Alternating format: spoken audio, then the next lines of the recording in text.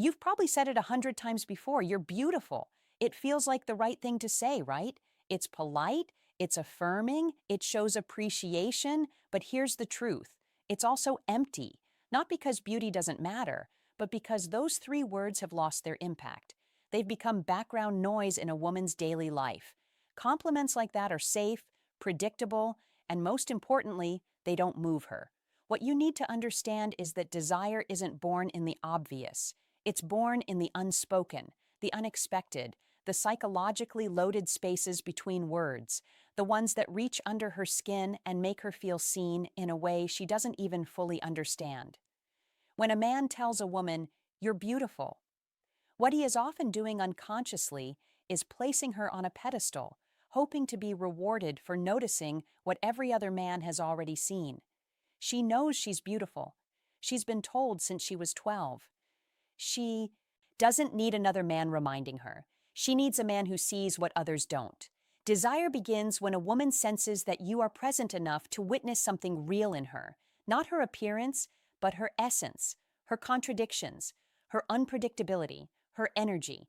That's where arousal lives for women, not in how much praise the hidden cost of generic compliments get, but in how deeply they feel seen. So what do you say instead? Say what touches the part of her that isn't on display, the part she doesn't advertise. Tell her the way you speak about things you love. It makes everything else fade out for a second. Or I noticed how you pause before you laugh. Like you're always holding something back. It's hypnotic.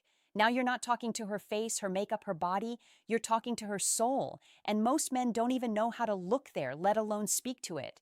What this does is powerful. It disorients her, not in a manipulative way, but in a way that interrupts the normal pattern she's used to. You've just stepped out of the category of every guy who wants her and entered the rare space of the man who actually sees her. And in that moment, she's not just flattered. She's pulled in because the part of her that longs to be unraveled, to be discovered, to be known, has just been awakened. Let's go even deeper. Complimenting a woman's beauty is rooted in the assumption that your value comes from recognizing hers, that you're trying to gain something, approval, attraction, sex, by offering attention. But true masculine presence doesn't operate that way. It doesn't seek permission. It penetrates reality. It speaks not to impress, but to reveal, to reflect something back to her that even she didn't fully grasp. This is what Esther Perel often touches on when what she actually hears when you say, "You're beautiful," talks about erotic intelligence. The idea that desire isn't about what's seen, it's about what's imagined. It's about the psychological space that opens up between two people. When curiosity replaces certainty, when observation replaces praise, when presence replaces performance. So next time you're with a woman, resist the urge to fill silence with praise. Let her speak. Observe. Listen not just to her words, but to how she says them, her rhythm, her tone, the shift in her eyes, and then speak from that place. There's something about the way you hesitate before you answer. It tells me you think more deeply than you let on. That sentence does more for her arousal than 1,000 "you're so gorgeous" comments ever could. Why? Because it requires your presence to notice. It presents real, grounded, embodied attention is the one thing most men are too distracted, too performative, or too insecure to offer. It's not that saying you're beautiful is wrong, it's that it's insufficient. It's surface level, it's lazy, and deep down, women know it. What she wants is to be felt, not just seen. She wants to be engaged like a mystery, not a trophy, a force, not a feature. So change the script. Step out of autopilot. Speak to her in a way that touches what's hidden. Let her feel like you're tuning into something subtle, something sacred, not just scanning her for what's obvious. That's when desire starts to build. That's when she begins the difference between admiration and attraction to lean in. And that's when she starts imagining what it would feel like to be fully opened by a man who actually understands the language of her inner world. Because in the end, it's not your words that get under her skin. It's your attention sharpened, specific, and fearless that does. We often think of desire as something physical, a spark, a look, a touch. And while that may be true for many men, for most women, desire is something much more layered. It's emotional, psychological, even existential. It's not about what you look like or what you say at face value. It's about how you make her feel about herself when she's in your presence. And that feeling, when it's emotionally charged and deeply intimate, is what opens the door to physical longing. So if you're walking into a conversation thinking the goal is to be charming, impressive, or seductive, you're already missing the point. Women don't want charm, they want connection. And what turns them on more than your words is the feeling behind your words, the attention, the curiosity, the emotional courage to be real. This is where most men get it wrong. They think sexuality is about performing, being the alpha, being bold. But what creates true arousal in a woman is emotional depth, the kind of energy that says, I'm here, I'm grounded, and I'm not afraid of who you are underneath the phrase she'll respond to and why it works the surface. That's the masculine presence that draws her in, not the man who rushes to prove his worth, but the one who calmly witnesses her complexity and holds space for it. It starts with your language. Are you saying things that reflect observity on and presence? Or are you just throwing out compliments and hoping one sticks? Think about the difference between saying you look amazing in that dress versus there's something about the way you carry yourself when you're comfortable, like your energy fills the whole room without trying. One is surface level approval, the other is emotional precision. And precision is seductive because here's what no one tells you. Women are not craving validation, they are craving relevance. They want to feel relevant to you, not just as a body, but as a force. And that means engaging with the parts of her that are rarely touched, her ideas, her stories, her silences. When you say something that reflects that you've actually been listening, you unlock a part of her that most men never get close to. You activate her emotional imagination, and that's where desire begins. Now, I'm not suggesting you turn every interaction into a therapy session. This isn't about being heavy or intense for the sake of it. It's about being tuned in. It's about saying things that arise from your attention, not from your agenda. For example, if she's telling you about a childhood memory, don't just nod and smile. Say something like, it sounds like that moment shaped more than just your personality, maybe how to deliver the phrase with presence and power, even the way you protect yourself.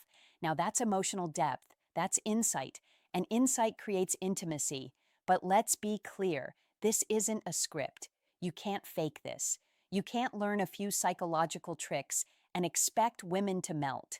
This only works when you're doing the real inner work yourself, when you're present in your own body, connected to your own emotions, and not afraid to be seen. Because the more emotionally available you are, the safer she feels to open. And the more she opens, the more she wants to be close to you physically, mentally, sexually. Desire flows in the space where emotion are. L resonance meets masculine containment. She wants to feel you feel her. Not because you're trying to seduce her, but because you're alive enough to notice what others overlook. You reflect her humanity, and in doing so, you become desirable, not as a body, but as an experience. You become unforgettable. This is what Esther Perel means when she says eroticism thrives in the space where there is curiosity, where there is exploration. Most men kill curiosity by reducing interactions to goal-oriented steps, but a woman doesn't want to be figured out. She wants to be discovered moment by moment. That's what arouses her, not being captured, but being caught off guard by a man who sees what's behind her eyes before he ever recognizes when she's reacting, but not engaging. Reaches for her body. And if you're thinking this sounds like work, it is. But it's the kind of work that separates men she forgets from the one she'll never stop thinking about, the one who made her feel something no one else could. So, here's what I want you to remember. If you want to awaken desire, speak to what's underneath, not the beauty she shows, but the emotion she hides. The thoughts she's unsure are safe to say. When you touch that with your words, with your eyes, with your energy, you become more than attractive. You become desired. And in that space, everything changes.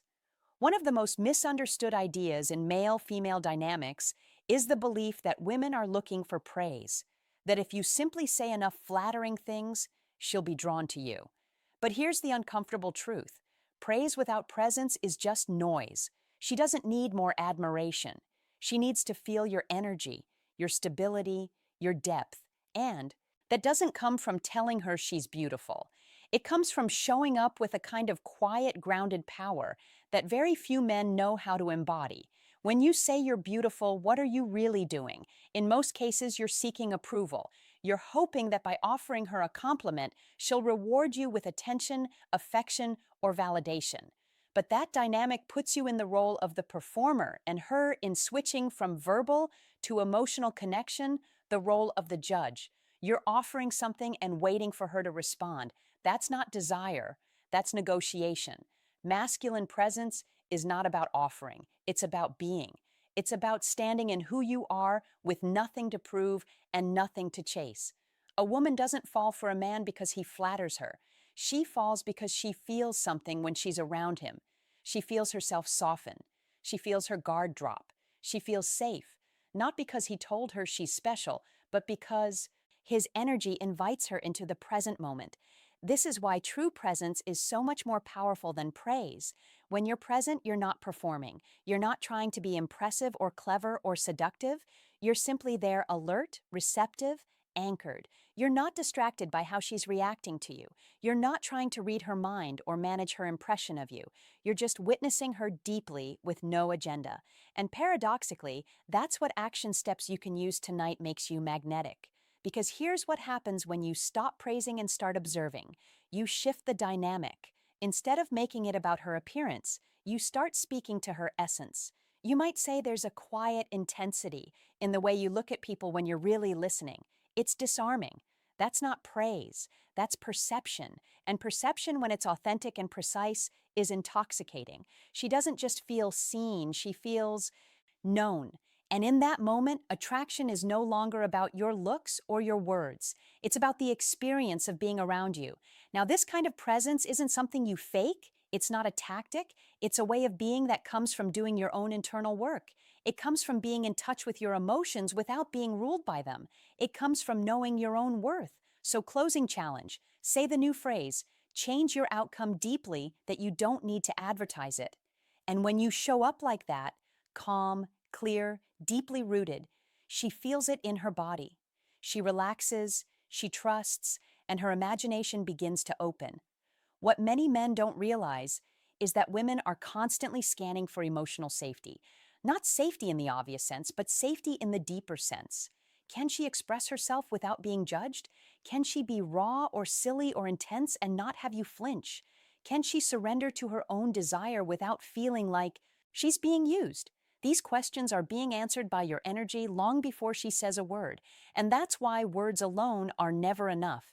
You can say all the right things, but if your energy says, I need something from end and call to action, don't go back to being predictable you. She'll feel it and she'll back away. But if your presence says, I'm here, and I don't need to take anything, I just want to witness what's real, she will be drawn to you with a force she can't explain. This is the essence of masculine containment, the ability to hold space without trying to control it. You don't rush to feel silence. You don't try to steer the moment. You let things unfold. And that patience, that stillness is what allows her to feel safe enough to come towards you. Not because you pushed, but because you pulled her in. Not with effort, but with essence. So, stop reaching for praise. Stop defaulting to compliments. Let your words come from observation, not performance. Let your energy do the heavy lifting. Because when a woman feels your presence, when she senses your depth, when she experiences you,